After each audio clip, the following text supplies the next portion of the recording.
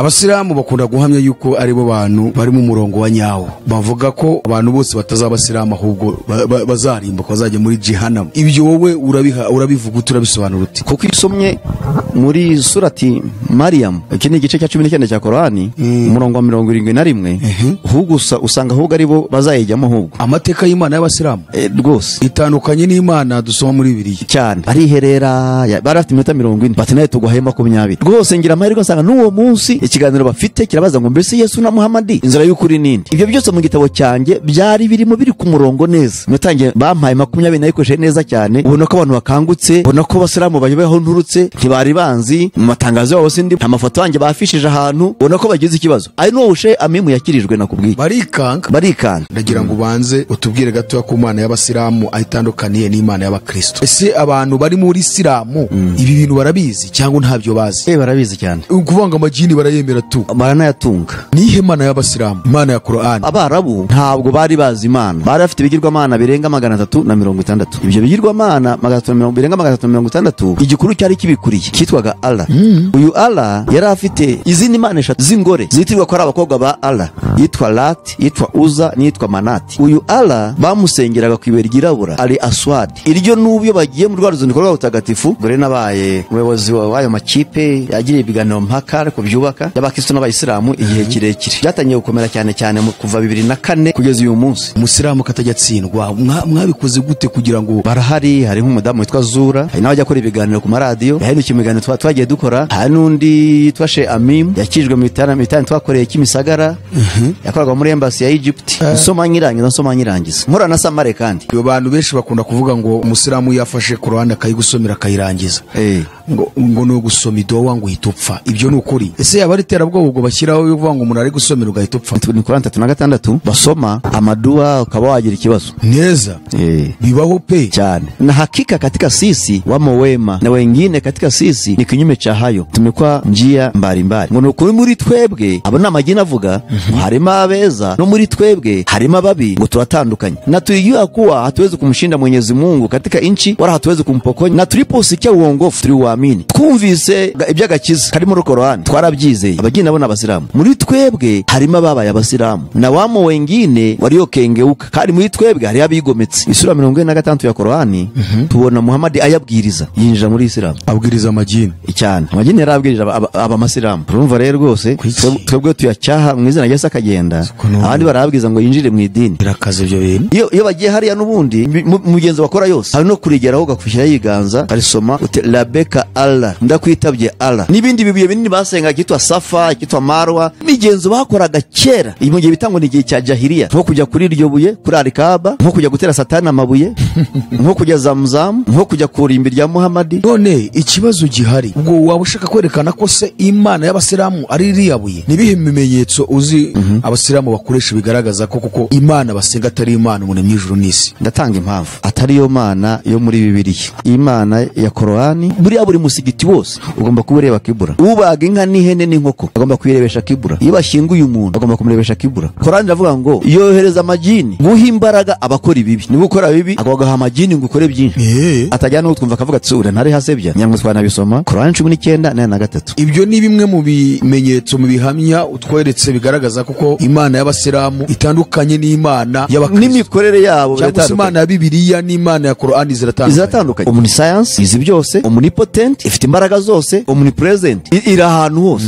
Nifite imbaraga zose rero ntabwo ikeneye kujya kwirwa n'utubaraga twawe twa kimuntu. Allah abamwizeye nibagera mu ijuru azabaha imigezi y'inzoga, imigezi y'amata n'imigezi y'amazi. Bizera ko abayobotse Yesu aribo bazabanza kwinjira mu ijuru kandi bazaba ari benshi nyuma haze kuzitaniro rya Muhammad kandi bazaba ari bakeya cyane. Qur'an 15 umurongo wa 11 kugeza kwa 14. Buhagaze aho ngaho ni ukuvuga ngo ibyo uvuze biri muri Qur'an 15:11 kugeza 14. None se abasilamu ayo masurati barayazi? Ngo mu basilamu iyo umuntu apfuye ngo babanza kumuvanamo amara ngo nago bamushyingurana n'amara. Nibyo cyangwa si byo? Babanza kumwoza bakamukamura byose byo mu nda bikavamo. Hari byo bizera yitwa ngo ni adhabu za kaburini, ibihano byo mumva ari amazi, hari n'ukuntu bamwe minsi mikuru bashyiramo mu byo kurya. Yego mu kiriyo bashyamo nk'akafuniko k'agafanta abwira ati nabiriya byo kurya mujya ku minsi mikuru yabo rwose ati biba byaterekerewe rwose. Ni iyihe message uha abantu abana muri Isilamu bahishwa ayo mabanga ababakuriye ndetse n'abakristo noneho rero nabo bashaka kuva mu bukristo bakajya muri Isilamu bakizera imana ya Qur'an baretse imana ya Bibiliya?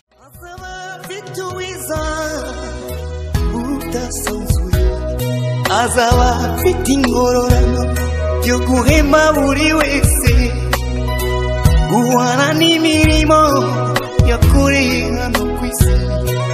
Nawe nshuti yanjye aza kwambika ikamba.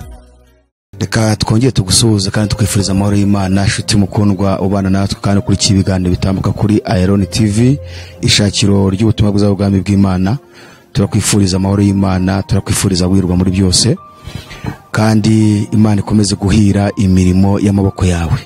Turashimira Imana rero kuko yongeye kuduha uyu mwanya ngo twongere tuganire. Ngira ngo benshi hirya no hino ku isi muradukurikira kandi ibiganiro bigenda bitambuka kuri iyi platform bigenda bafasha. Niyo mpamvu uyu munsi uko dusanzwe tugenda tukabatumiriza abakozi b'Imana batandukanye, uyu munsi murabona imbere yanyu undi mukozi w'Imana arabibwira hanyuma abasuhuze twinjire kuri topic yacu uyu munsi. Bishop, amahoro y'Imana bane namwe. Tubahe ikaze kuri Iron TV kugira ngo musuhuze abadukurikiye hanyuma mubibwire twinjire mu kiganiro cyacu cy'uyu munsi. Uzo cyane Imana ibaho umugisha. Nitwa Bishop Rutagengwa Augustine, nyoboye itorero Harvest International Pentecostal Church mu Rwanda. Icyiciro cyacu kiri hano Kimironko muri Kibagabaga. Yego. Ya Bishop, Imana ibaho umugisha cyane kandi turabashimira kubwo kumvira ubutumire bwacu. Yego, murakoze cyane namwe kuba mwadutumiye. Dusengera kugira ngo Imana ibane natwe mu kiganiro cy'uyu munsi. Yego. Mana yacu, Mana nziza, Mana igira neza, tugushimira neza yawe n'ubuntu bwawe bwinshi. Urakoze kuri akanya duhaye kugira ngo tuganire kuri ikiganiro tugiye kuganira cy'ijambo ryawe, ubane natwe. Umwuka wawe wera abantu kandi bari utuyobora kandi kuba dutangiye kujya turangiza tubone kujya neza kwawe. N'abaduteze amatwi bose aho bari mu isi hose, kino kiganiro kibagira akamaro mwami. Turagushimiye mu izina rya Yesu Kristo umwami n'umucunguzi wacu. Amen. Bishop, Imana ibaho umugisha. Ngira ngo sinzi niba Iron mujya muyikurikira, ariko Iron itambuka ibiganiro bitandukanye cyane, tugenda tugaruka ku madini n'amatorero atandukanye. Akaba ari mpamvu tugenda tureba se amadini n'amatorero bari mu ntego y'Imana uko bikwiriye. Kubw'iyo mpamvu twebwe twagutumire kugira ngo dufashe. Twagiye tubona aho ugenda ukora ibiganiro ugaruka ku idini ya Isilamu nk'umuntu wabaye umusilamu. Mbere ya byose turashaka kubanza kubabaza, ese mwaba mwarigeze kubaho abasilamu? Oya, je ntabwo nabaye umusilamu. Je nize Isilamu kandi mbana imyaka myinshi. Nayoboye n'ibiganiro byinshi, ibiganiro mpaka ariko byubaka by'abakristo n'abayisilamu ku mastade, ku maradiyo, ku misigiti nkara kwa Gaddafi twahakoreye kenshi. N'ahandi hose mu bibuga twagiye dukorera ibiganiro mpaka n'abashehe b'abayisilamu. Gore nabaye umuyobozi w'ayo makipe yagira ibiganiro mpaka ariko byubaka by'abakristo n'abayisilamu igihe kirekire. Ndumva byatangiye gukomera cyane cyane kuva 2004 kugeza uyu munsi. Twa dufite na radio twavugiragaho ebyiri, ese muri igihe ko zitaki ntabwo tugizikoreraho, ari bazo byaje kubamo. Ariko rero twagize ibiganiro byinshi kandi abantu benshi bagiye bumva ubutumwa bwiza biciye mu biganiro twagiye tugira. Hari namwe mu Bayisilamu bagiye bagarukira Yesu, twishimira Imana. Mwaba mwagize gukora ikiganiro kuri Radio Amazing Grace? Twahabaye imyaka 6 kuri Amazing Grace. Twagiriwe ubuntu uriya muzungu Shufu ukuri iriya radio. Twabanje kujya twishyura igihe gitoya bitugora, nyuma rwose mbaye free amasaha 2 ngo rero imyaka 6 yose dukora kuri radio. Iki kiganiro ntabwo cyancikaga, naragikurikiraga cyane bikomeye. N'igihe twabonye n'undi muterankunga tujya kuri Radio 10 naho twahabaye igihe uretse ko atari kinini cyane. Ko mumaze igihe cyane mu abasilamu nagiye mbumvaho igihe kinini cyane mu birebana n'ibyo biganiro mpaka. Umusilamu katajya tsindwa, mwabikoze gute kugira ngo uwe wavuga ngo hari abasilamu bahindutse? Abasilamu barahinduka, ntabwo byoroshye ariko barahinduka. Noneho cyane iyo ukoresha igitabo cye ukizi, nicyo kimutsinda cyane kurusha na Bibiliya. kuko igitabo cye aracyemera. Iyo umusomeye birimo rero bimutsinda ahita abyumva. uti mwagiye muganira ukabona barahinduka? Bagiye tuganira, bagiye bahinduka, barahari. Hari nk'umudamu witwa Zura, hari n'abajya akora ibiganiro ku maradiyo, yahindukiye mu biganiro twagiye dukora. Hari n'undi yitwa Sheikh Amim, yakijwe mu bitaro twakoreye Kimisagara, yakoraga muri embassy ya Egypt. N'abandi benshi nta manyamazina yabo, bato nta manyamazina yabo, ariko barahari benshi. Ubu mwigeze mugana na bari abantu rabatsinda?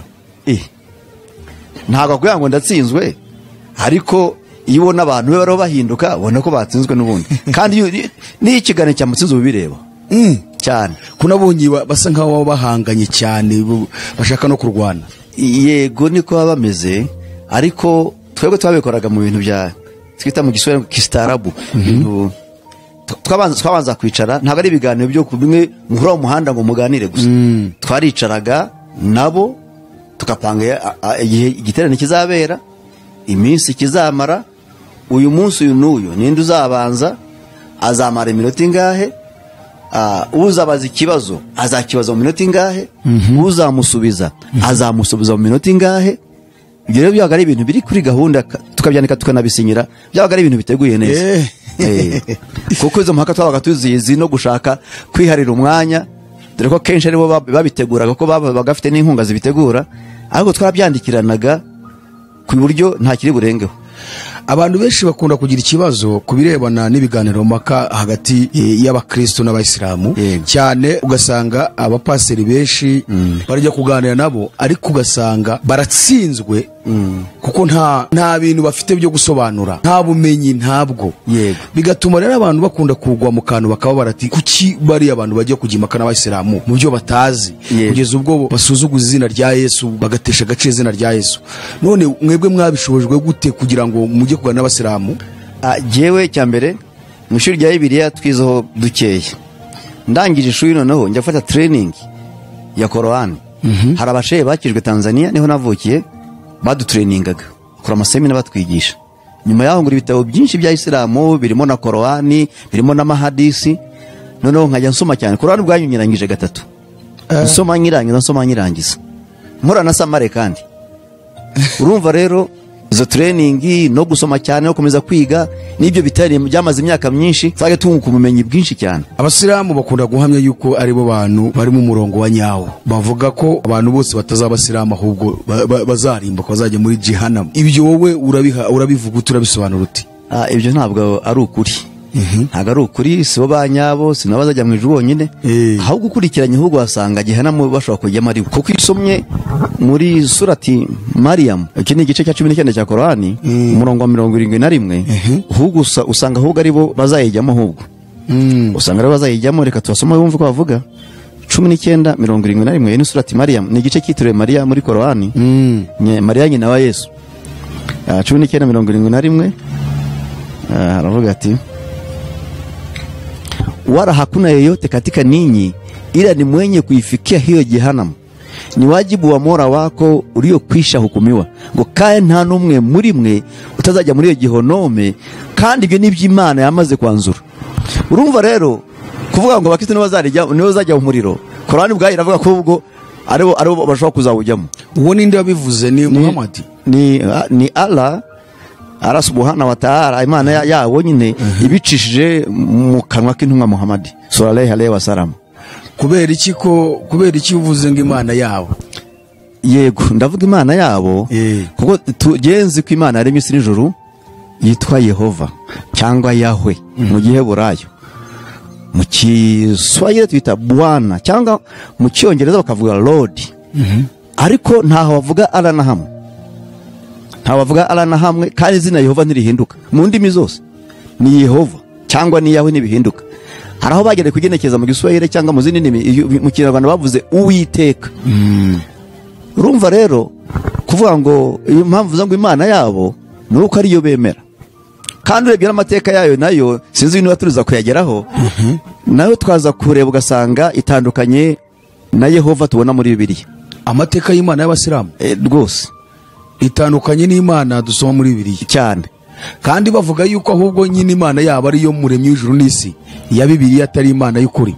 Barabivuga ntabwo imana yo bayihakana oya ahubwo bashaka kuyitiranya na Allah ko ari imwe. Hari akabazo nakubajije wambajije mbere ngo kuki hari abakristo benshi b'abapasiteri bagenda bagatumirwa n'abayisilamu bagenda kandi batabizi bakagenda bagatsindwa bakereka biriya babikora intentionally. Hari igihe bagenda bagatumira abapasiteri cyangwa abandi bakristo bakuze batazi ibya Isilamu na gato na ibiri y'ubwayo batigeze bayiga kandi cyangwa atazi na trike zabo bo ntakubaza ikibazo kuko ashaka kumenya akubaza ngo yerekane ko muri bira nta kirimo akabaza ibibazo biri trike ngo utsindwe yereka abantu nyine ko mu bukristo nta kintu kibamo ibyo murimo mutabizi namwe ntabwo avuga byo murimo bavuga ko mwayobye kuko mwaniye kubisubiza abaza ibibazo biri trike noneho agashaka n'abantu batize Bibiliya neza na Korani kandi batayizi. Urumva igeze imbere yabo nabwo mwamwanya babakoresha n'amatirike yabo utazi urahagera akakumwamwanyo abantu batiyatsi dore pastor yatsinzwe. Nange njya gutangira gukorana ibiganiro nabo nari ngiye mu itara Tanzania umuntu arambwira ati rero ati uzampa imirongo nzifashisha dufite igitero cy'abasilamu mu imirongo mike ivuga kuri Yesu ndigendera ntazi uburemere bwabyo. Naje umunsi wa mbere igitero cyarangiye hano i Kigali ku munsi wakurikiyeho wa kabiri mwambwa ati ko wagiye mu giterane ko abapasiteri baraye basebye mu giterane bakabakomera nk'ari igitego kinjiye mu izamu wagiye nawe ukajyayo agase ko batantumiye mpamagara umwe muri bo uwo yanigendeye ni marehemu yitwaga Tumba arambwa ati sinzi ko bari kwemerera koko ntabwo uri ku matangazo yabo amafoto yawe ntabwo ahari sinzi ko bari bukwemerere ariko mfata birandagenda n'ibindi n'igitabo naranditse ndagenda nica mu giterane apasiteri baza kuza habanje kugwa n'akavura nyuma n'abandi baza kuza apasiteri bambonye bariherera bati uriya muntu mwamuhaye bariherera barafite iminota 40 bati naye tugwahema 20 rwose ngira amahirwe nsanga n'uwo munsi ikiganiro bafite kirabaza ngo mbese Yesu na Muhammad inzira y'ukuri nindi. Ibyo byose mu gitabo cyanjye byari birimo biri ku murongo neza natangiye bampaye 20 nayikoreshe neza cyane ubona ko abantu bakangutse ubona ko abasilamu bayobeho nturutse ntibari banzi mu matangazo yabo sindimo nta mafoto yanjye bafishije ahantu ubona ko bagize ikibazo ari no ushe amimu yakirijwe nakubwiye. Urumva rero barikanga ku byo gihe nakomeje kujya muri ibyo bitane buri gihe. Urumva rero akenshi bashaka abantu batabizi neza kugira ngo bagende babasebye bajya batumira abantu benshi ku maradi kuri radio yabo twaye tuziranye dukora n'ibite nta narimwe bigeze bantumira cyangwa batumire muri team yacu twakoranaga twari dufite team y'abantu bacu ni Burundi hari yindi amatima ari ahantu hose ni Bugande zirahari na Tanzania zirahari tweze gura turi amatima 3 mu Burundi Muyinza 2014 mu kwa kabiri Kirundo 2014 mu kwa gatandatu Karuzi muri uwo mwaka mu kwa 9 tuhura turi amatimu menshi. Urumva rero ari amatimu hirya no hino yagiye agira ibyo biganiro mpaka by'abakristo n'abayisilamu kugira ngo bumvikanishe ukuri kwa Bibiliya na Korani. Ni ukuvuga ngo wagiye mu ishuri rya Isilamu ushaka kuba Musilamu cyangwa wari kugira ngo umenye ubwo bumenyi nabwo bumenye? Si mu ishuri rya Isilamu ni mu ishuri aho abashehe bakirijwe badutrainingiraga. Iyo training wagiyemo nibyo wari ukeneye kugira ngo umenye cyane kuko twajya duhangana kenshi mu ivuga butumwa ubundi bakakubaza ibibazo kumanuza aho byerekeye ukidefanda nk'ine nk'umuntu uzi Bibiliya ukidefanda ariko kumva ntabwo abishubije neza. Noneho habonetse iyo training nyijyamo noneho nyuma yaho kigena nyiba Tanzania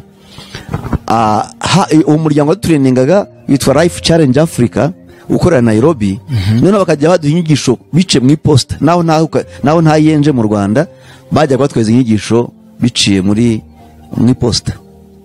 Wewe nakomeje kwiga nshaka n'ibitabo byinshi bya Islam no kuyisoma cyane.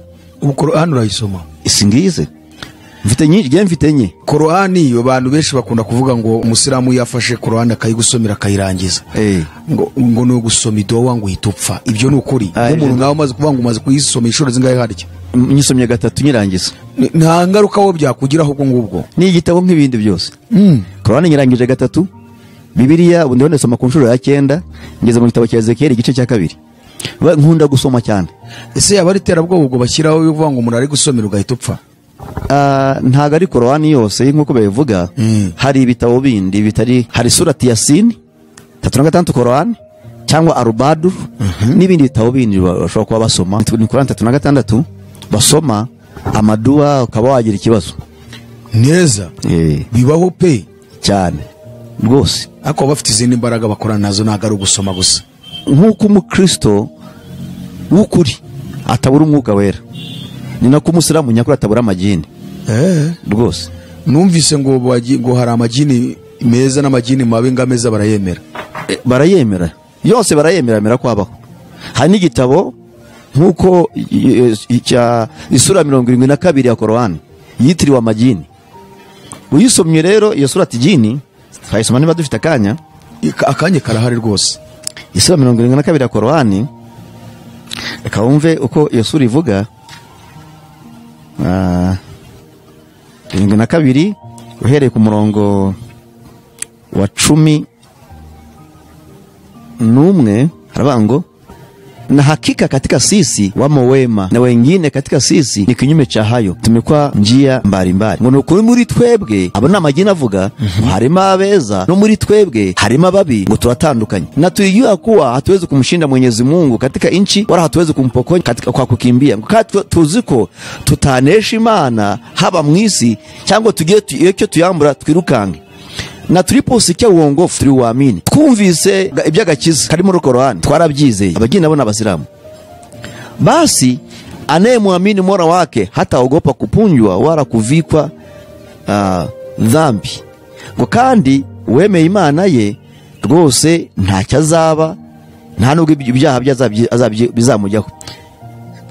Nasi wamo miongoni mwetu waliosilimu, muri twebwe harimo ababaye abasilamu, na wamo wengine waliokengeuka, kandi muri twebwe hari abigometse wasio silimu, hao ndio walio tafuta uongofu, abo nibo bashatse agakiza. Urumva amagini aravuga ngo muri twebwe harimo abasilamu. Ayo magini se no yanditse aho muri Korani ni yari havuga ariko ubwo ruvuga ngo amagini yaravugaga, Muhammad akandika abanditsi bakandika. Bemera ko Korani ari igitabo cyavuye kuri Allah. Bari aravugaga mu izina ry'amagini, ariko tubona hano ari amagini ari havuga.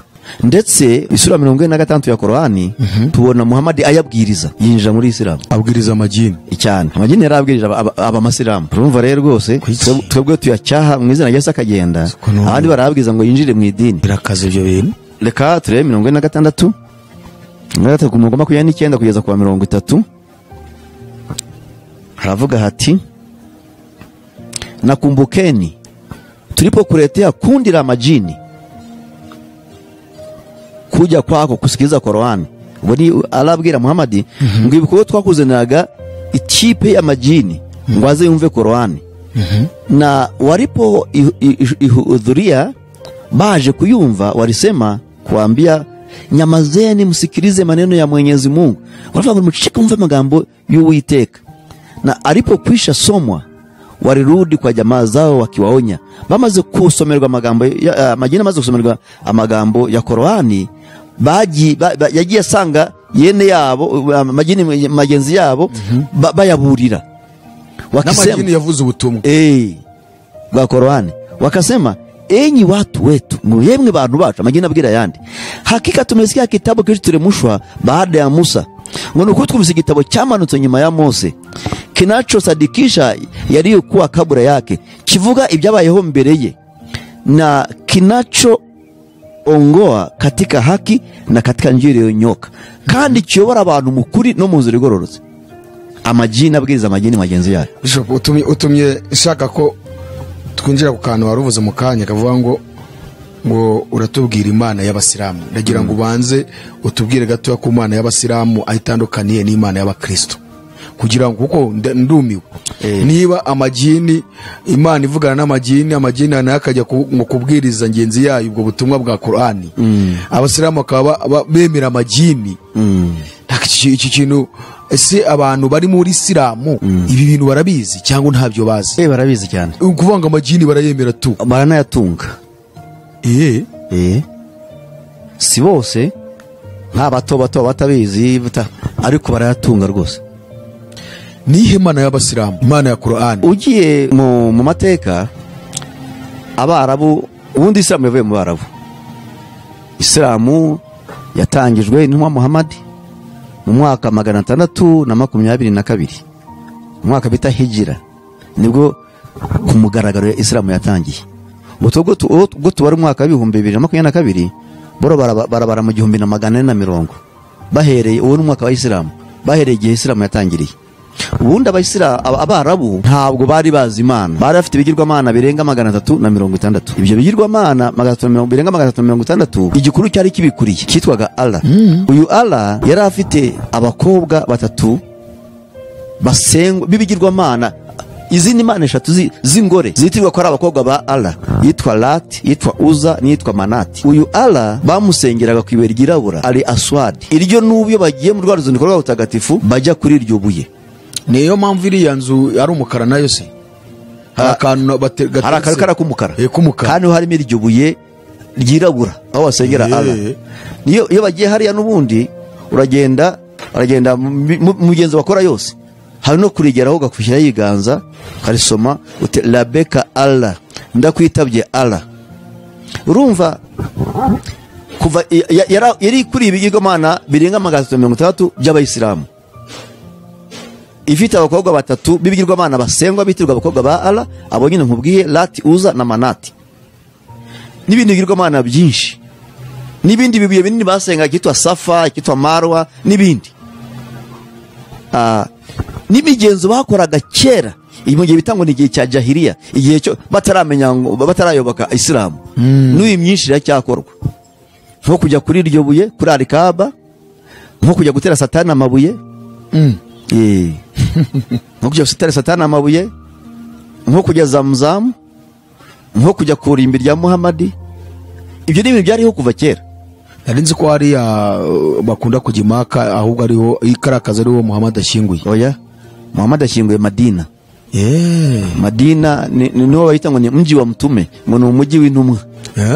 Hari nk'ibirometero 450 kugeza 280 uvuye Maka. Atangiye idini Muhammad bamuguye nabi i Maka, kuko basengaga ibyirwamana byinshi bizengurutse Al-Kaaba. Noneho ajyana, yamaze kubona abayoboke bakeya, yimukira Madina, aragenda abayo. Hageze asanga n'amoko yaho yarasambaratitse, ntahuza. Haba n'umutegetsi, bijyanye n'umuyari n'umutegetsi, n'umutegetsi wabo, ndetse avuga ko ari n'umuhanuzi. Sige tuya muri Qur'ani nta bahanuzi tubona yigeze avuga na bumwe, nta bahanuzi bo muri Qur'ani, ahubwo avuga iby'Imana bamubwiraga andika. Hageze rero abayo, nyuma yaho yarwanye intambara nyinshi, intambara ya Badru, intambara ya Ahud, intambara ya Karibara. Noneho na nyuma ajya mbere y'urupfu rwe yaje kurwanya Maka, arayinesha, arahigarurira, asenya ibigirwamana byose, asigara ryabuye ryirabura ryonyine. Iryo buye ryo yasize ryonyine, ibindi abimenagura. Ariko nyuma asubira Madina, ni naho yaguye. Ntabwo rero karakaza ariko Muhammad aba mu rwose ntabwo ari byo. None ikibazo gihari, ubwo waba ushaka kwerekana ko se Imana y'Abasilamu ari iriya buye? Niho basengera Imana yabo. Kuko ni Allah nyine, urumva ko ibuye ryo ryitwa gutyo. Niba ugera ukayoga ugasenga uti ukatinda kwitabye Allah, nabyita gutyo. Ubwo uruvuga ngo Imana yabo rero ni iryo buye, ntibabyemera gutyo. Ntibabyemera gutyo ko Imana ari iryo buye, ariko aho niho basengera Imana yabo. Nibihe bimenyetso uzi nk'umuntu nkawe wagiye wiga ibyabo Abasilamu bakoresha bigaragaza ko kuko Imana basenga atari Imana umuntu mw'ijuru n'isi? Natanga impamvu mbona Imana ya Qur'ani atari yo Mana yo muri Bibiliya. Ndatanga impamvu. Hari impamvu nyinshi uvuga ko Imana ya Qur'ani atari yo Mana ya Bibiliya. Icyambere, iyo usenga Allah ugomba kureba kibura. Kibura ubwo ni iki? Kibura ugomba gufesinga aho umusigiti wa Makuri. Iyo utahafesinze rwose nibwo kwisengesho ryawe ribugereyo. Buri musigiti wose ugomba kubureba kibura. Ubaga inka n'ihene n'inkoko agomba kuyirebesha kibura. Iyo bashyinguye umuntu bagomba kumurebesha kibura. Icyo cyerekezo cyabo. Bana bo rero bagera mu muhanda akamana gakeka gasenga, agomba gushakisha cyerekezo kiri cya kibura. Urumva gusenga Allah ugomba kureba kibura. urebe Korani 2:42 kugeza 47. Ariko usenga Imana yo muri Bibiliya, Uwiteka Yehova, Bibiliya avuga ngo Imana ni umwuka, abamusenga bose bamusenga mu mwuka no mu kuri. Wapfukama, wareba hejuru, wakubika inda, Imana irakumva. Ariko ya Isilamu yo utarebye kibura ni ikibazo. Icya kabiri, ara kugira ngo umuyoboke ugomba kwizera intumwa Muhammad, ukizera na Allah. Utizeye Allah ngo wizere Muhammad, uwo bataye inzira. Ariko Imana yo muri Bibiliya avuga ngo Yesu avuze ngo nigenzera n'ukuri n'ubugingo ntaho ujya kwaza namujyanye. Ugomba kwizera, ukwizera Yesu ko ari umwami n'umucunguzi w'ubugingo bwawe, ugakizwa. Ariko bo ni ukwizera Muhammad, ukizera na Allah. Biratandukanye. Icya gatatu, Allah Bibiliya Korani avuga ngo ayobora uwo ashatse, akayobya n'uwo ashatse, ashatse arakuyobya. Ariko Imana yo muri Bibiliya yaduhaye uburenganzira kwihitiramo.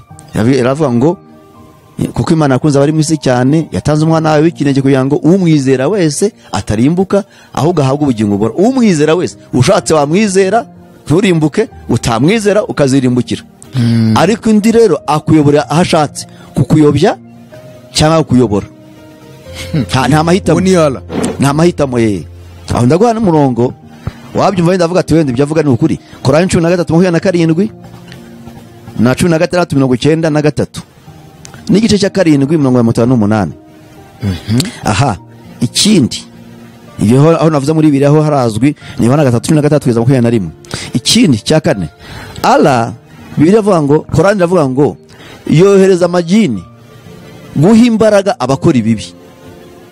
Niba ukora bibi agaha amajini ngo ukore byinshi. Twanabisoma ariko atajyana n'utwumva akavuga ati ura ntari hasebya. Nyango twanabisoma ibyo byanditse muri Korani 19:43. Yivuga udasoma ashaka kuvuga ati uriya muntu ubwo umukristo ashaka kuba ashaka gusebya Isilamu. Reka dusome ibyanditse byabo. Aha, haravuga ngo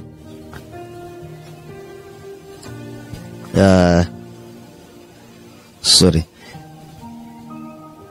19:43 haravuga ngo je hamjui ya kwamba tumewatuma mashetani juu ya makafiri wanaowachochea kufanya mabaya.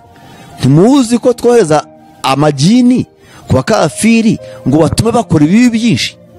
Kuchochea ni nko gukangura gukora ibibi. Ubwo abakafiri ni babandi batarabasiramu. Bataramenya Islam. Abasiramu bohereza amajini. Allah wabo yohereza amajini mu bakafiri, akangurira abakafiri gukora ibibi byinshi. Ariko Imana yacu ntabwo ari kibigenza. Kuko Yehova we aravuga ngo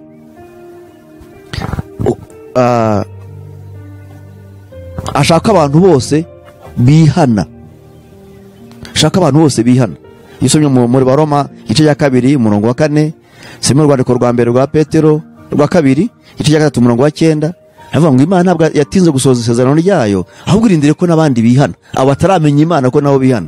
Ariko hubwo Allah we aha imbaraga, yohereza amajini ngo abaha imbaraga zo gukora bibi byinshi. Iyo ntabwo yaba Imana imwe. Ikindi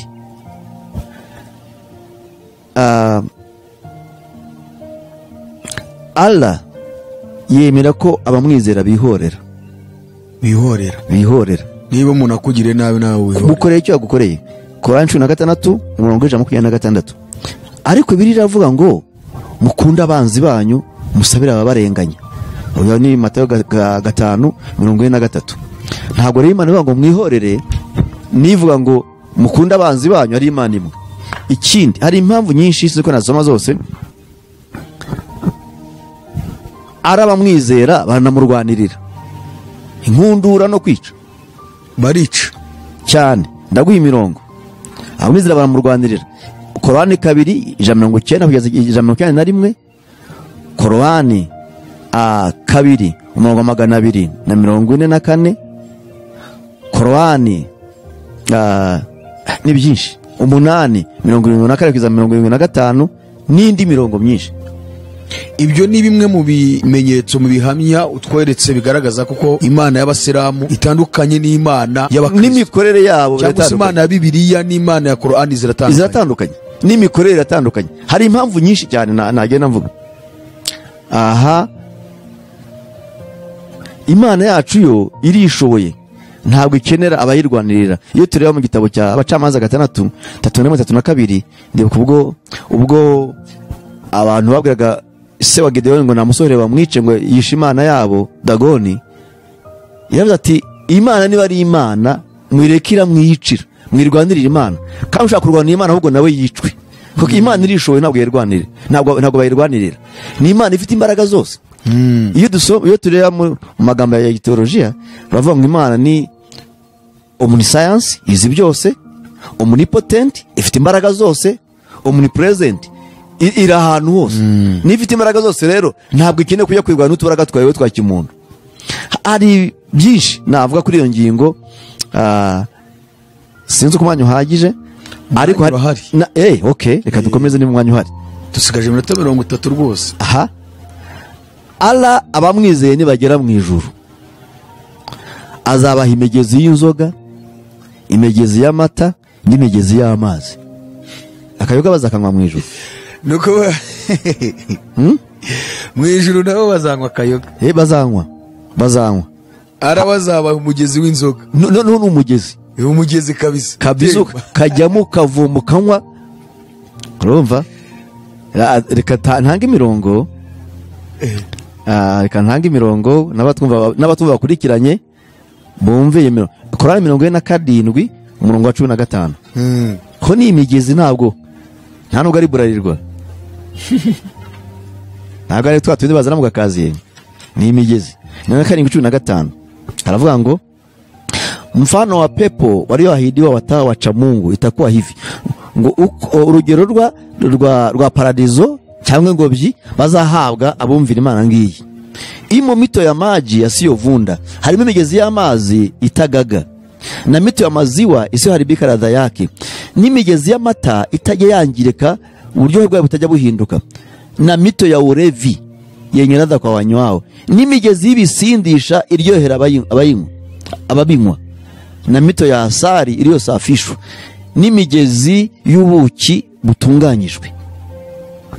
Urumva rero iyi Imana izatanga inzoga mu ijuru n'amazi n'amata bitandukanye n'ibyo Imana izaduha, kuko Bibiliya ivuga ngo iki rero ku Imana izatanga kuba yizera. Yehova aravuga, Imana ya Bibiliya cyangwa ari Yehova cyangwa Uwiteka uko ubizi kose, mu gitabo cya Korinto 2 umurongo wa 9 kugeza ku 11 aravuga ngo iby'amazi atarabona, iby'amatwa umugabo azaza ahabwa abagore bangahe? Mu gitabo Raha za Peponi sobanura nyine byiza byo mu ijuru cyangwa muri paradizo, haba ko hasi byibura azabona 72 abagore 72 b'amasugi mahuriraine. None wa mugore wawe usanga ku isi rero Imana imugira musha nawe kamere nk'agakobwa keze kagusubiza. Igitabo niba ngo tugisome. Ikintu nshaka kubaza, imisigiti ya Isilamu yose ariko nkiraho ariko Imana yo muri Bibiliya usomye muri Matayo 22:29 havuga ngo mwarahabye kuko mutazi ibyanditswe ntumenye n'imbaraga z'Imana, kuko mu ijuru ntibarongora ntibanarongorwa, ahubwo bazamera nk'abamarayika mu ijuru. Ariko arawe azabakobwa b'amasugi. Gusa Imana izatanga amasugi nivuga ko batarongora ntabwo ari imwe. Aha, ikibazo bishatse kwerekana ko Imana ya Bibiliya n'iya Korani ntabwo ari zimwe. Nibyo bazahemba si bimwe, ntabwo ari bimwe, nta nubwo baziyoboka kimwe. Okay, icyo nashaka kubaza mu misigiti ya Isilamu yose iyo witegereje ubona hejuru habaho ibintu bibiri nakunze kuyibona, ukwezi n'inyenyeri. Biriya bimenyetso bishatse guhamya ikintu iki bishatse gusobanura? Mu gihe cya Jahiliya cyangwa igihe cy'ubupagani abara bataramenya Imana, zari zimwe mu Mana. Abasiramu b'abapagani bizeraga ko ukwezi ari Imana y'ingabo, izuba ikaba y'ingore, inyenyeri zikaba abana b'ukwezi n'izuba. yani ibimenyetso bya gipagani kuva kera. Ariko ubu iyo babajije akobwa ngo ni ibiremwa ngo ni kera ko Imana yaremye, ariko mu gihe cya kera zira zari Imana n'imyizera ya gipagani rwose. tukiri aho ngaho mu bihe umaze ujya impaka na Isilamu ko nabyumvishe n'ahantu henshi hirya no hino mu bihugu bitandukanye, hari umusilamu mwigeze mwicarana mukaganira ugasoza kubwira ngo Imana yacu mbonye ko atari Imana y'ukuri, iyanyu niyo nemeye wereka kanya ndizeye? Oya, ntabwo birabaho. Ntabwo birabaho mwavuga ngo menye ko Imana yanyu ari y'ukuri, yacu si y'ukuri, kuko bahamya ko ari imwe. No ahubwo bagashaka no kuvuga ko abakristo basenga Imana eshatu, ubutatu bo bagita Imana eshatu, bakavuga ati ahubwo yacu niyo y'ukuri musenge eshatu. Barangiza kandi iyo Mana baro bahakana bakitabaza igitabo cyayo, bakaba ari cyo bafata bakajya kugisoma. Kuko kuba umusilamu ugomba kwizera ibitabo bine. Ugomba kwizera Taurati, ayo bitabo bya Musa, ibitabo by'amategeko, cyangwa yego n'ibyo bitabo by'amategeko. Taurati bisobanura amategeko. Kwizera Zaburi. Taurati bavuga ko ari igitabo cya Mose. Zaburi bizera ko ari igitabo cya Dawudi, nubwo atari byanditse wenyine. Bakizera Injili, ayo bitabo by'isezerano rishya, ariko cyane cyane bavuga bira bine ubutumwa bwiza na Furukani ariyo Korani. Umusilamu nyakuri agomba kwizera ibyo bitabo ko ari bine, ko bakomeza kugira ibyo bizeramo muri bibiri, ariko Imana yabo tukaba tubona nta hantu ihuriye. Imana ya Korani nta hantu ihuriye na Bibiliya. Kuki bafata na Bibiliya bakagira ibyo bafata bakabyizera? Umusilamu nyakuri yizera Bibiliya, ariko benshi bajya impaka ngo bakavuga ngo yarahinduwe, ngo siyo birango y'umwimerere, ngo ni hazimwe ya kera, bashakisha impamvu, kandi barangiza bagasoma bayifashisha.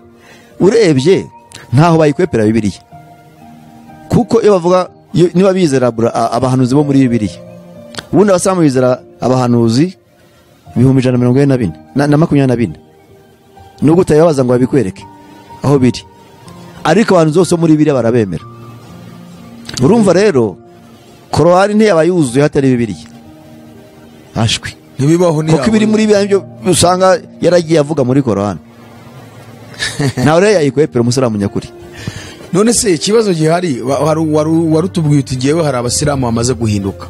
Abo bahindutse nabumvisha ibiganiro, ntabwo ari abo mwari mwicaranye muri gukorana ibiganiro?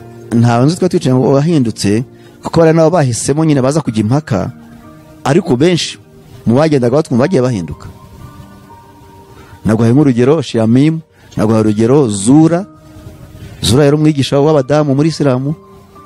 Hari n'abandi bagiye bahinduka bake, si benshi cyane. Yego. None se ubu witeguye gukomeza kujya impaka nabo? Bantumiye ndagenda. Ntabwo aherutse ko bantumiye ndagenda n'ibiganiro. Sinjya guhangana cyangwa kurwana nabo, ariko ibiganiro turaganira nta kibazo gihari. Hari umusilamu umwe yarahindutse, yitwa n'ubundi yari imamu nawe, yitwa Ali Yusuf. Duhetse kuganira ndi kumubaza se Imana ya Korani n'Imana ya Bibiliya bihuriye? Ati yose ni Imana imwe. Hanyuma Yesu uvugwa Korani iramuvuga, Korani iramuvuga cyane. Yego. Ese wowe urabyemeza ko Korani ivuga Yesu? Cyane. Nta nundi muri Korani uvugwa nka Yesu. N'izina Muhammad niba ntibagiwe mwe ryanditsemo 2 atari 3 muri Korani, ariko Yesu ari inshuro nyinshi cyane. Bamwemera se Mesiya yanditsemo kenshi, izina Yesu ririmo kenshi, nyina Yesu Mariya avugwamo kenshi, ahubwo Muhammad nivugamo gake muri Korani cyane. Kandi Korani iramwemera mu bintu byinshi, wenda navugaho gakeya uburyo imuvugaho. Ivuga kuri Muhammad cyangwa kuri Yesu? Kuri Yesu no Muhammad birimo hano mu gitabo cyanjye hano, ariko twumve ko Korani ivuga Yesu.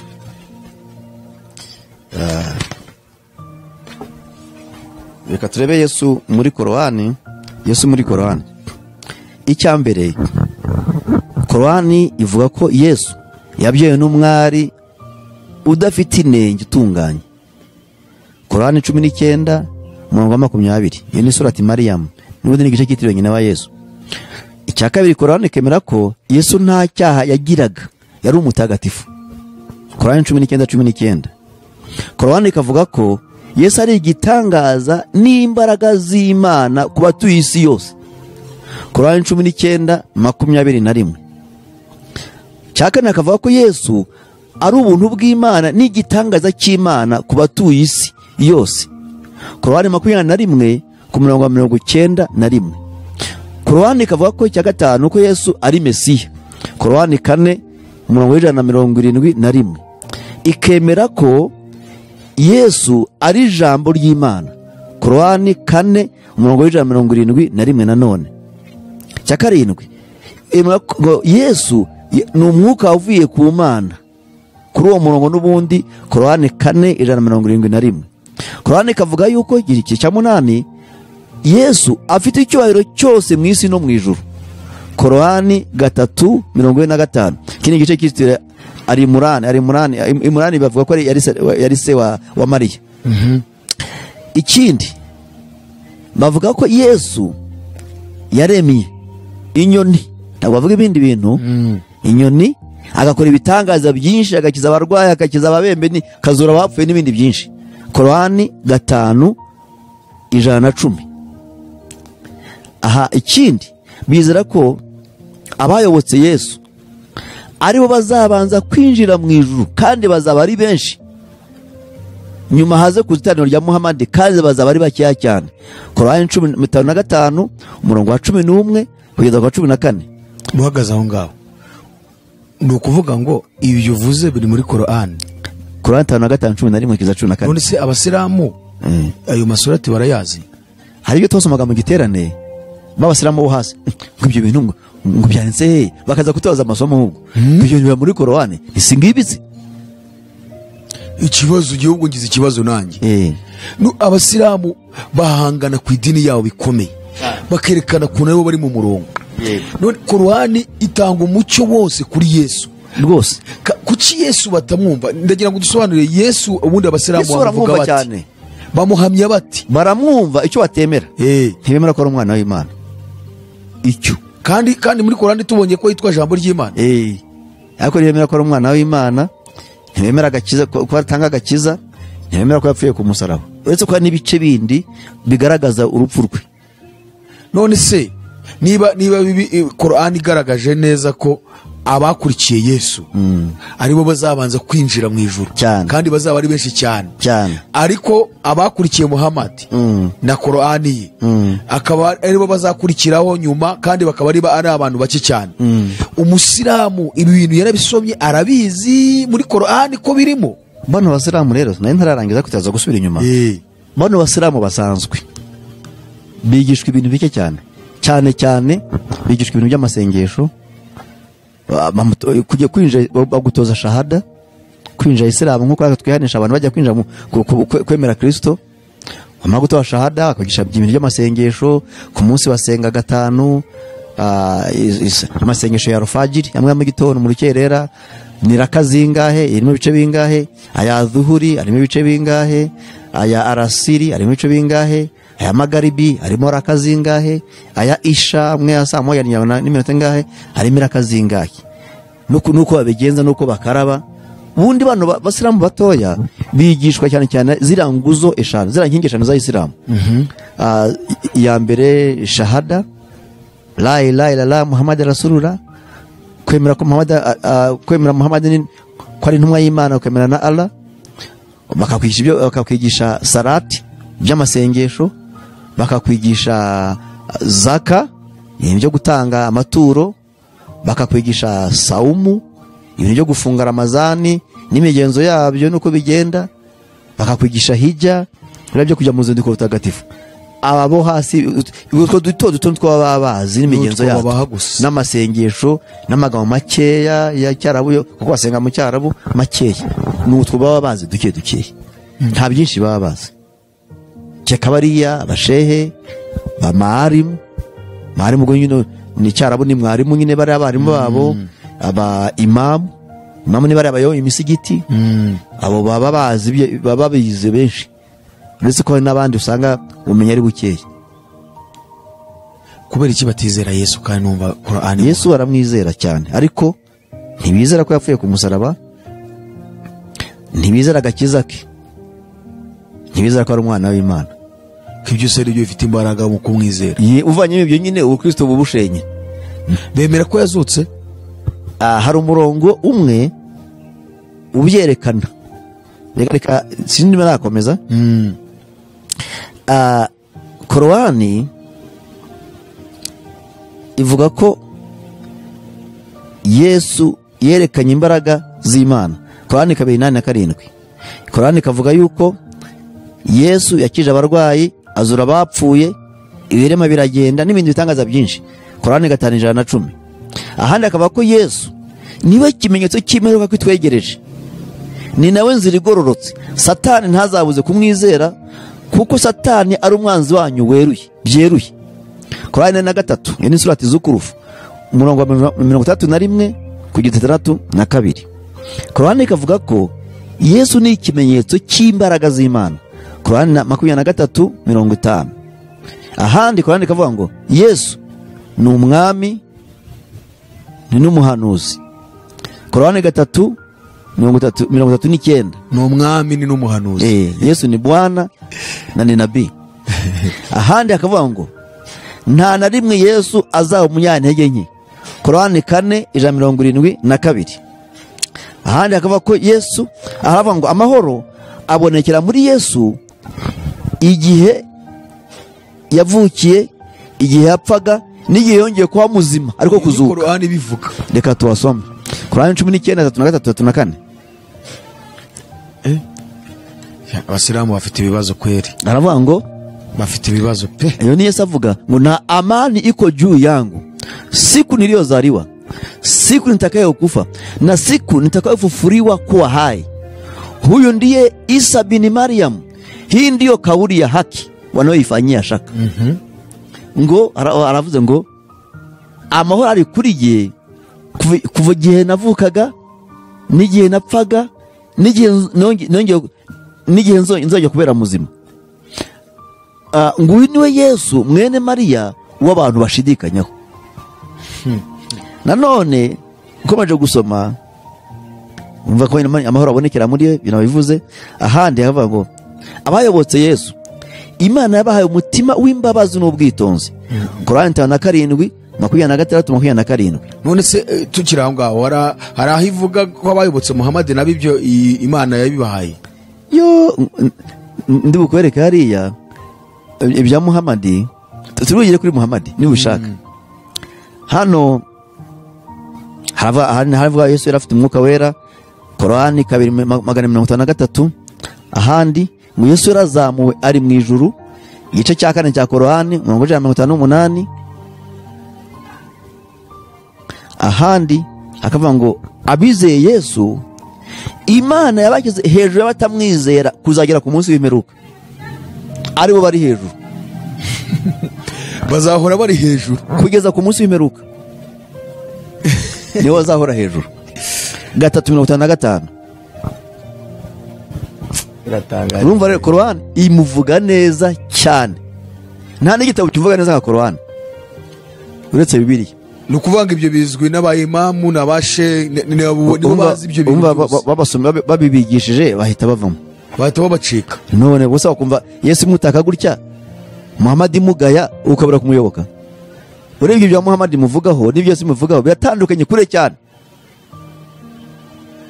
Tukiri aho ngaho, ni iyihe loss ubona Isilamu yaguyemo ku buryo kuba wenda bagarukira Yesu bigoye, cyangwa se no kuba bazarimbuka bazashira ari benshi?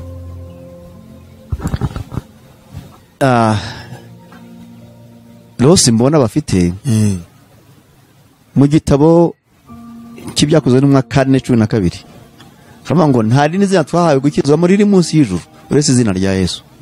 Ko rero batemera Yesu umwana w'Imana, ntibemere Yesu agakiza ke, ntibemere urupfu rwo kumusaraba, ntago bazabona ubugingo. Ubwo batakaje byose, ubuzi ibyo watakaje byose. kuko muri Yesu niho tubona agakiza, muri Yesu niyo nzira y'ubugingo, muri Yesu niho tubabarirwa ibyaha. Urumva rero ubuze Yesu mu buzima ntacyo ubusigaranye. Na Qur'ani yabihamije nabyo. Na Qur'ani yabivuga byinshi cyane.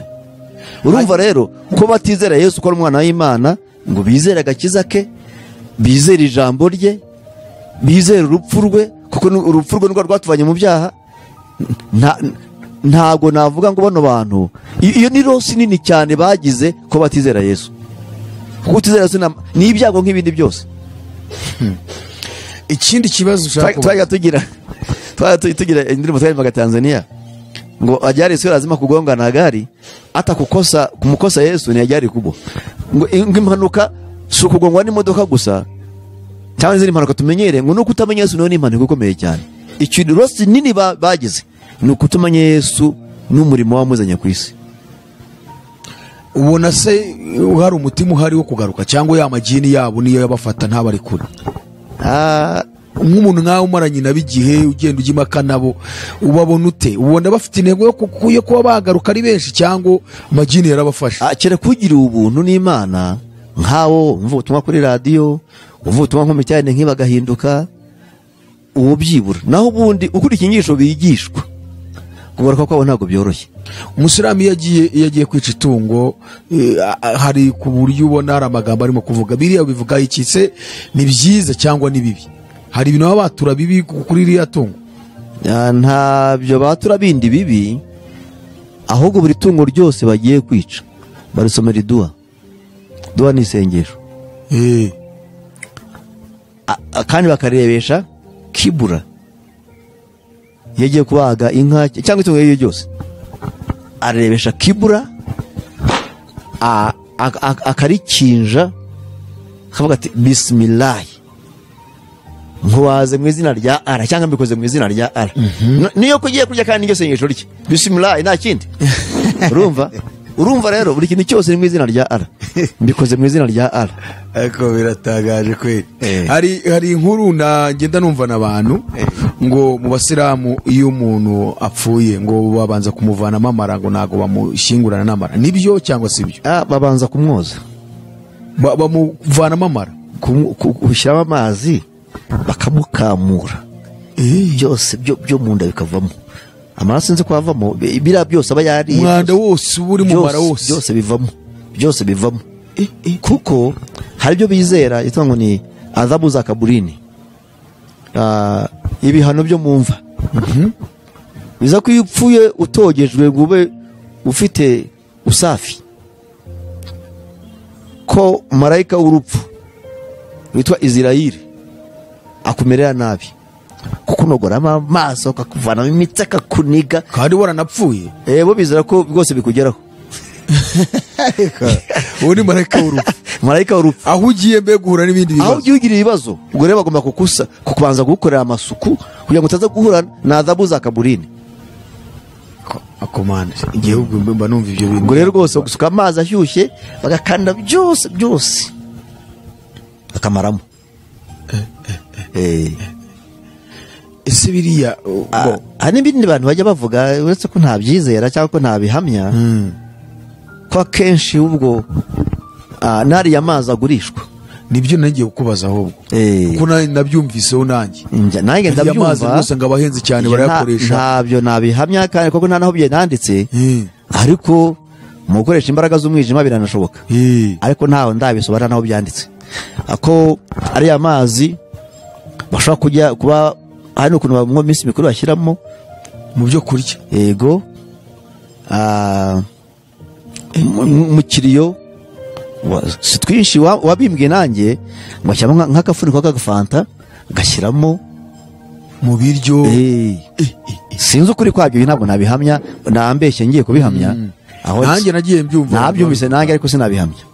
Hase gute nyine wabitubwiye aho zari umusilamu yitwa Sheikh Mohamed wari Bugande, ageze kubivuga turi ahantu mu giterane turi mu mihazara nyine, abwira ati nabiriya byo kurya mujya ku minsi mikuru yabo rwose ati biba byaterekerewe rwose.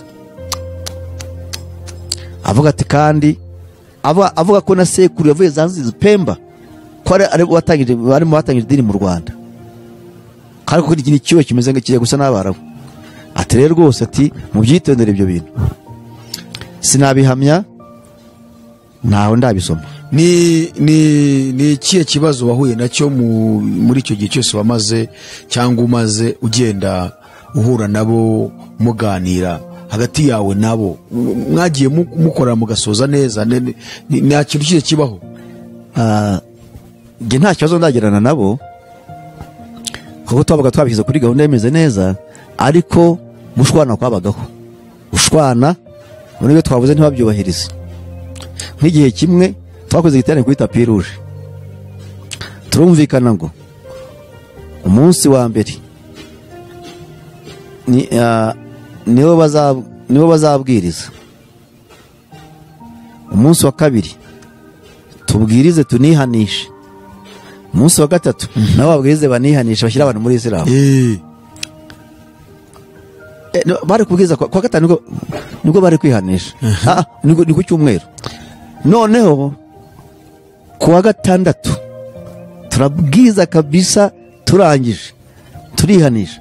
Haza abantu benshi baje bajya kwakumira, barabirukana cyangwa byira nka 40 baraza, barabirukanye cyane, kandi abo bari abasilamu benshi n'abandi ariko batari abasilamu, barabirukana nka 40 baraza, abandi bigizayo barabirukana.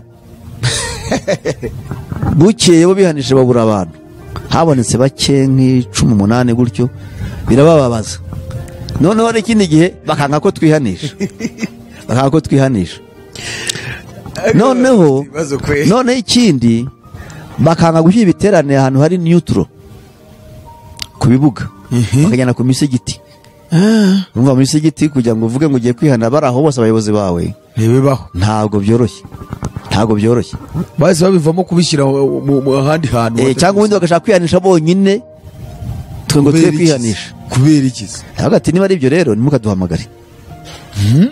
Niba ari ukubwiza ngo twigendera, twese tubwize twigendere. Niba ari ukwihanisha mufate umunsi wanyu natwe dufate uwacu. Ibyo byagiye bibaho, guhangana gutyo, bakanga ko twihanisha, cyangwa bashaka gufata iminota myinshi ruti yacu, ubundi bakarakara bakavuga nabi n'ibitutsi bikazamo. Ariko twe ntabwo byagutangaza nk'abantu bize Isilamu, agututsa ntabwo kubisa abakoreye Imana. Kuko rwose ibyo biremewe muri Isilamu, abakoreye Allah. Ni iyihe message mu minota 3 dusigaranye uha abantu bari mu ruhande rwa Isilamu, bari yawose uvuga ngo bari abakiri bato babana mu myizerere ya Isilamu, bajijishijwe bakaba batabwirwa ukuri kose kwa Qur'ani, kuko Qur'ani ndumva ivuga Yesu kamwerura neza. Ndetse ni iyihe message waha ababakuriye, ni iyihe message waha abakijijwe bizera Kristo Yesu, kugira ngo kuko hari tujye tubumva ngo baraba Kristo bagiye muri Isilamu. Ibyo byiciro ko ari bitatu: abana muri Isilamu bahishwa ayo mabanga, ababakuriye, ndetse n'abakristo noneho rero nabo bashaka kuva mu Kristo bakajya muri Isilamu bakizera Imana ya Qur'ani baretse Imana ya Bibiliya. Yego, icyo navuga cya mbere ku basilamu bakiri batoya, ubundi barasilamu bose babita ngo ni mamuma, injiji cyangwa atagize icyo bazi, abayoboye bakita imamu, abamenye. Icyo nabwira ba mamuma cyangwa abasilamu bakiri batoya, rwose inama nabagira nuko basoma ijambo ry'Imana bakarimenya, Bibiliya ku giti cyabo, batari n'ibyo bari bubwirwe, kuko nta mugambi bafite kubabwira Yesu. Nibiri muri Qur'ani bivuga Yesu ntabwo bazayibabwira, ntibabibabwira. Niyo bamubabwiye bamuvuga bamufobya, kandi muri we ariho harimo agakiza. Ngo rero rwose gina bagiye inama yo kwisomera Qur'ani ubwayo na Bibiliya ukwayo, bakayisoma bakimenyera ukuri ku giti cyabo atari byo babwirwa. Kuko ntago biteguye kubabwiza ukuri kwa Qur'ani n'ukuri kwa Bibiliya. Ikindi icyo nabwira ababakuriye, nabagina makwiye kwigisha ukuri. Niba uri umuntu w'Imana koko, bwiza abantu ukuri, akwemere cyangwa kwange, ari kuvugisha ukuri. Bwira abantu ukuri kose kwa Qur'ani, bwira abantu ukuri kose kwa Bibiliya. Wivuga Qur'ani uyitagatifuza n'ibirimo bindi ubihisha, wivuga Qur'ani uyisebya n'ibyiza byayo ubihisha. Bwiza abantu ukuri kw'Imana, buri umuntu w'Imana, niba uri gukorera Imana ubwiza abantu ukuri. Ikindi kandi nawe usoma ukuri buguhindure. Ntibigwe gusa ngo urumenye wo kwigisha gusa ariko udahinduka. Ibyo wigisha ugomba no kuba bihindura abandi. Icyo nabwira abakristo bata ubukristo bakajya muri Isilamu rwose, icyo navuga ni nko gutukura ukajya mu kinyoma, gutijuru ukajya muri gihonomu, gutimana ukajya kwa Satani. Aragatabo mfite kava ko na Satani yabaye umusilamu. Sinza uwo mwana ntabwo ari wenda kindi cyane tutabiganira. Urumva rero kuvuga ngo uvuye mu Kristo ugiye muri Isilamu ni nko kuvuga ngo utaye ijuru ugiye kurimbuka, utaye ukuri ugiye mu kinyoma. Ni nko kwigurisha kuvuga uti rwose ndagiye iby'Imana bitaye nigire mu muri utazima, ngiye kurimbuka rwose. Ibyo rero rwose nta kuri muri Korani. Ukuri kose kuri muri Bibiliya, nicyo gitabo cy'Imana. Imana yanditse muri Bibiliya niyo Imana nyakuri, niyo yaremye isi n'ijuru, nta yindi Imana iriho n'icyubahiro cyayo kandi nta wundi bazagisangira. Yesu niwe nzira gusa n'ukuri n'ubugingo, nta uzajya kwa Data atamujyanye. Kandi byakozwe mu 4:12 n'ahana hasomye havuga ngo nta rindi zatwaye gukizwamo muri munsi mu y'ijuru uretse izina rya Yesu gusa. Nta handi bazabonera agakiza uretse gusanga Yesu akamusaba imbabazi ibyaha byabo, akabakiza ibyaha byabo kandi akabaha ubugingo buhoraho. Ubwo rero nabagina makugwa muri Yesu, nta gutwarwa n'imiraba hirya no hino n'ubushukanyi bwo bagenda bashuka, abandi bashukije n'amafaranga. Aho twabanaga Tanzania icyo gihe ni kera amashiringi 700 baramusiramura. Uwo muntu ugwa amafaranga kugira ngo umenye Imana nuko agukunze, nuko azi ko kuroshye hubwo. Akira Yesu umugumane wamenye kandi ntuzamure kuri. Numva arabye nababwira nta kindi kugwa muri Yesu wamaze kumenya kuko muri we niho harimo ubugingo. Bishop turabashimiye, murakoze cyane. Hanyuma hari igihe abantu bashobora kugira ibibazo babaza, mwatanga nimero zanyu? Yego, nimero zanjye ni 07 82 49 14 ndasubiramo 07 82 49 14 ni Bishop Rutagengwa Augustine. Imana bamugisha cyane. Dusengera Imana iki kiganiro izagihe umugisha kugira ngo abantu bahinduke. Mana yacu, Mana nziza, Mana igira neza, turagushimiye. Dusengera kino kiganiro n'abagiteza amatwi bose kugira ngo ugihe umugisha nabo baho umugisha, kino kiganiro bacyumve nk'ukuri kandi gihindura ubuzima bwabo. No ari mu migambi yo kuba yajya muri Isilamu amenye ukuri ko ukuri kuri muri birakonyine kandi Yesu ko ari we nzira. N'abasilamu kandi bakijegajega bashutswe bamenye ukuri bahindukire Yesu umwami n'umucunguzi w'ubugingo bwabo. Mwami ndagushimiye, urakoze kuri kiganiro, reka gikore ku mitima gushidika kubera amagambo bagenda bumva, bahagare muri wowe bahamye ukuri kwawe kugeza igihe uzagarukira. Ndagushimiye muri byose mu izina rya Yesu Kristo umwami n'umucunguzi wacu, amen. Reka tugushimire shuti mwene data wari ukuri iki kiganiro, hanyuma mudufashe kugira ngo turusheho kwamamaza ubwami bw'Imana. Umaze ku kiganiro sharingira inshuti zawe abavandimwe, hanyuma dukomeze gufatanya kuvuga ubutumwa bwiza. Mukomeze kugira ibihe byiza, ikiganiro nakagaruka. Shalom shalom.